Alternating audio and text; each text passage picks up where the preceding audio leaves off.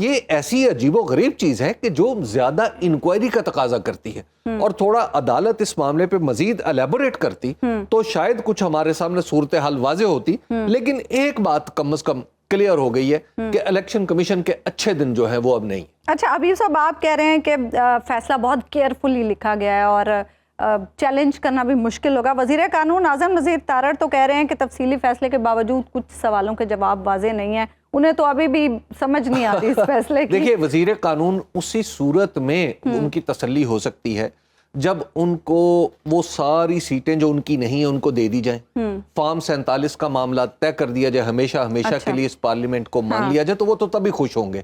میں نے آپ کو عرض کیا نا, وزیر قانون کو خوش کرنے کے لیے آپ کو پھر بہت زیادہ قوانین میں اور اپنے عدالتی نظام میں ترامیم کرنی پڑیں گی.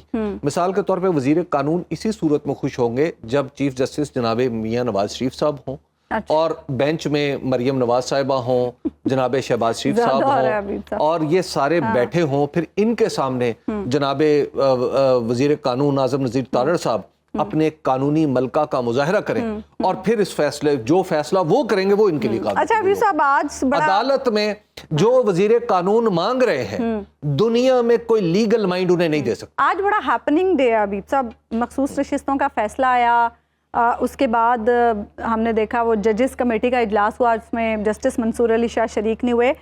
63 نظر ثانی کے لیے مقرر کر دی گئی ہے اور 30 ستمبر کو اس کی بھی اب سماعت ہونی ہے. اس سے بڑی امیدیں ہیں, اس سے بہت زیادہ امیدیں وابستہ ہیں حکومت نے کر رکھی. اس کی وجہ یہ ہے کہ 63A معاف کیجیے گا یعنی جو ممبر دوسری پارٹی میں چلا جائے اس کے اوپر اس کا اطلاق ہوتا ہے اور وہ ڈی سیٹ ہو سکتا ہے اگر وہ ووٹ ڈالے. حکومت کیا کہہ رہی ہے؟ حکومت یہ کہہ رہی ہے کہ جناب یہ جو ووٹ ڈالنا, اگر ووٹ ڈالا جائے تو اس کو کاؤنٹ کیا جائے پھر ڈی سیٹ ہوگا, ٹھیک ہے.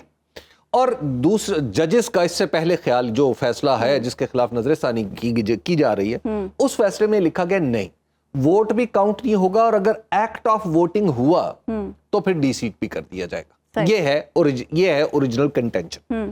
یہاں پہ لیگلی ایک بڑا پرنسپل ہے, ایک لیگل سوال ہے. اچھا لیکن اب چونکہ عدالت تو آزاد ہے, جب پھر ماشاءاللہ چیف جسٹس جناب جسٹس قاضی فائز عیسیٰ خود اس بینچ کی سربراہی فرما رہے ہیں, تو اس لیے میں تو اس پر کچھ زیادہ عرض نہیں کر سکتا, لیکن ایک پرنسپل آف لا میں یا پرنسپل آف کامن سینس عرض کر دیتا ہوں. دیکھیے اگر ایک شخص ہے وہ دوسرے کو قتل کرنے کا ارادہ کیے ہوئے, اس کے ہاتھ میں بندوق بھی ہے, اس نے نشانہ بھی لے رکھا ہے اور اس نے جس شخص کو قتل کرنا مطلوب ہے اس کو باندھ بھی رکھا ہے, ٹھیک ہے, اور ایک پولیس مین پاس کھڑا ہوا ہے اور اس کی انگلی ٹریگر پہ ہے, ایک پولیس مین پاس کھڑا ہوا ہے, اسے کیا کرنا چاہیے؟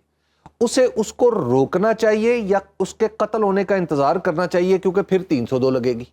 اسے کیا کرنا چاہیے؟ روکنا چاہیے, پولیس کو روکنا چاہیے نا, ٹھیک ہے. ایوان کے اندر کسی بھی پارلیمنٹ کے ایوان کے اندر جو پولیسنگ ہے وہ کون کرتا ہے؟ وہ سپیکر کرتا ہے. سپیکر, ہاں ٹھیک ہے, وہ سپیکر قومی اسمبلی یہ پولیسنگ کرتا ہے.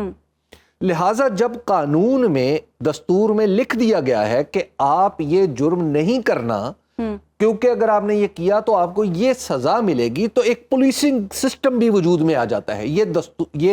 یہ جو کانسٹیٹیوشنل پرنسپلز ہیں یہ ان کے تحت ضروری ہے. ٹھیک ہے, جیسے ہی یہ سزا وجود میں آئی ایک پولیسنگ پرنسپل بھی وجود میں آ گیا, اور وہ پولیسنگ کا کام ہے سپیکر نے کرنا ہے کہ سپیکر کہے کہ نہیں آپ نے یہ کام نہیں کرنا, اور سپیکر اس کے اس غیر قانونی کام کو نہ صرف روکے گا بلکہ اگر اس نے کیا تو اس کو سزا بھی دے گا, سزا کا تعین بھی کرے گا.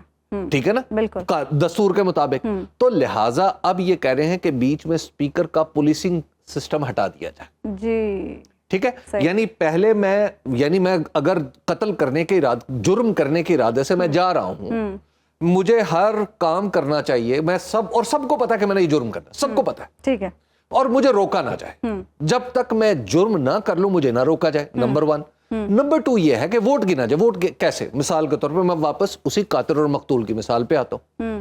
ایک قاتل ہے, اس نے مقتول کو نہ صرف قتل کیا بلکہ اس کا سامان بھی اٹھایا, اس کی ساری دولت جو ہے اس نے اپنے حصے میں کر لی, اس پہ قبضہ کر لیا, اس کی پراپرٹی پہ. ٹھیک ہے, اب آپ یہ کہہ رہے ہیں کہ دراصل قاتل کو قتل کی سزا تو دے دیں ہاں لیکن یہ جو اس نے لوٹا ہوا مال ہے کی سزا نا نہ اس نہیں وہ مال اسی کے پاس رہنے دیں, اچھا وہ ریکور نہ کرے, وہ ریکور نہ کرے. صحیح. اب آپ ذرا تصور کریں بھائی سیدھا سا پرنسپل ہے یہ, اور میں آپ کو ایک عرض کروں یہ فقہ کا بھی پرنسپل ہے, اسلامی فقہ کا بھی, کہ قاتل جو ہے وہ مقتول کی وراثت میں سے بھی حصہ نہیں پا سکتا.